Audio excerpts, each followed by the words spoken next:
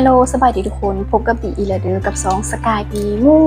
นและมื้อนี้บีจะพาทุกคนไปแคมป์ทรงดาวอยู่สวนพฤกษาศาสตร์ก็คืออยู่เขตเวียงจันทน์นั่นเองและมื้อนี้บีนั้นมีเหตุการณ์สิมาเล่าสู่ฟังที่มันเฮ็ดให้บีเกือบบ่ได้ไปทรงดาวในแคมปิ้งแคมป์นี้แล้วเหตุการณ์ในแคมปิ้งที่เฮ็ดให้ตุ๊ดๆๆๆจะบ่บรรยายอีหยังหลายให้ทุกคนไปติดตามรับชมแล้วก็เบิ่งไปนำกันเลยบีสิพยายามเล่าให้สั้นที่สุดไปติดตามรับชมกันเลยจ้าและนี่ก็คือเหตุการณ์แรกที่ให้บีเกือบบ่ได้ไปแคมป์บีเอ้ยนำไปบ่ไหวเด้อเอ้ยเจ็บหัวแฮงบีมื้อนี้เอ้ยสิลาพักเอ้ยบ่สบายแฮบีงได้ยินดังนั้นบีจึงฟ้าวติดต่อหาหมู่ร่วมงานคนอื่นและสุดท้ายก็คือเขาเจ้าข่าวเวียกเลยมาบ่ได้บีจึงได้ติดต่อหาหมู่ร่วมงานที่ว่าอยู่กะต่างกันก็คือพวกนั้นก็ติดต่อบ่ได้ทั้ง2คนเลยระยะเวลาที่บีติดต่อหาเขาเจ้าก็ประมาณ2ชั่วโมงคือติดต่อหาบ่ได้เลยและบีก็หาทางออกได้ทุกคนบีจะไปตอน5 โมงคือไปนำทีมงานที่ว่าไปนำหลังบีได้ไปแล้วไปตอน5 โมงไปพบเขาเจ้าอยู่ที่ห้องหมอ150 เตียงไปฝากรถอยู่หันเพื่อฝากข้ามคืนได้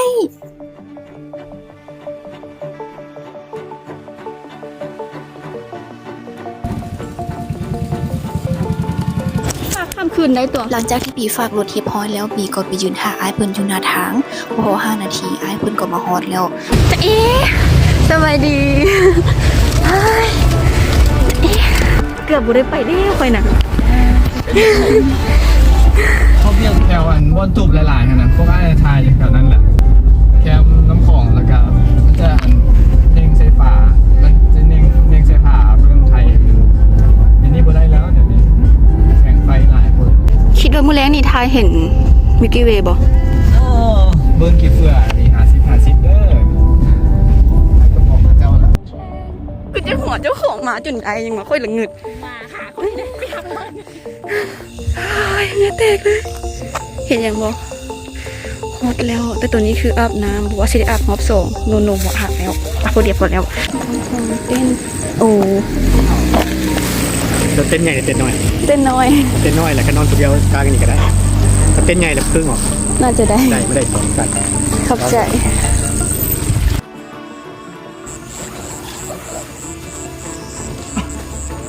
เต้นข่อยไม่ค่อยหนึ่งจับเลยนะเต้นไข่เลยวะนี่กูเมียนที่แบบเรียนเนี่ยกูเมียนแล้วคือที่ของกับจุดยืนเลยโยมเต้นแม่นแล้วเซ็ตจะก็จ่างแล้วดิบอแบบใครต้องไข่เข้ายังไงเอามันไก่ใช่ไหมเรื่องไงเต้นไข่มือสีเจ้ามัวติดเป็นวันอัพไซด์ดาวนี่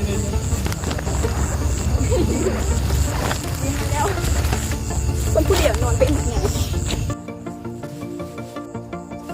มาแคมป์เธอนี้คือแบบพวกเจ็บแอวปกติพวกมีอันหอมไปใส่ก็ได้แต่มาคืนนี้โอเคนอนสบายแล้ว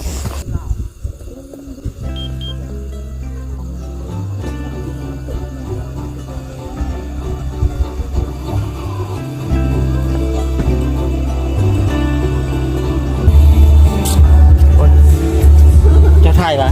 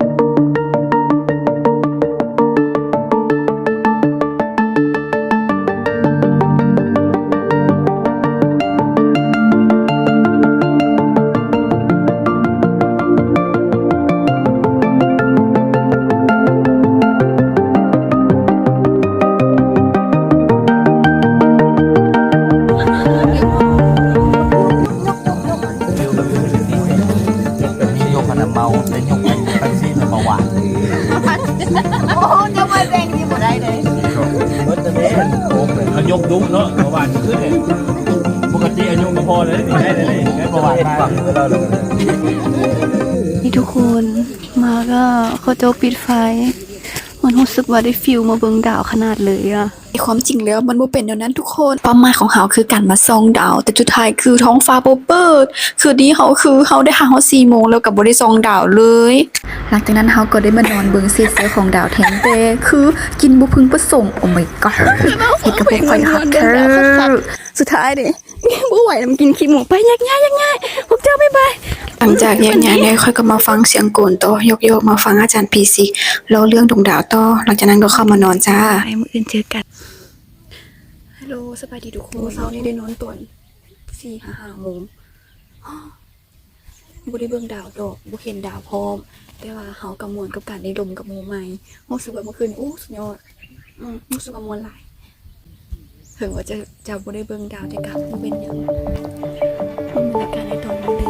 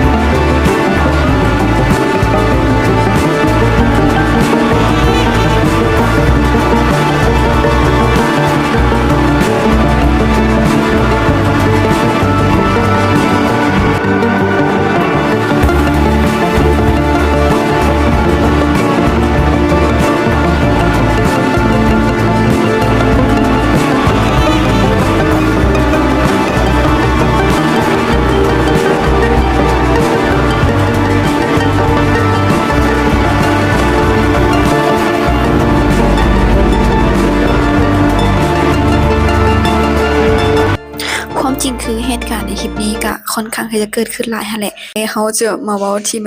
เฮารู้สึกว่าเฮ้ยมันเป็นหยังก็ต้องเกิดขึ้นกับเฮา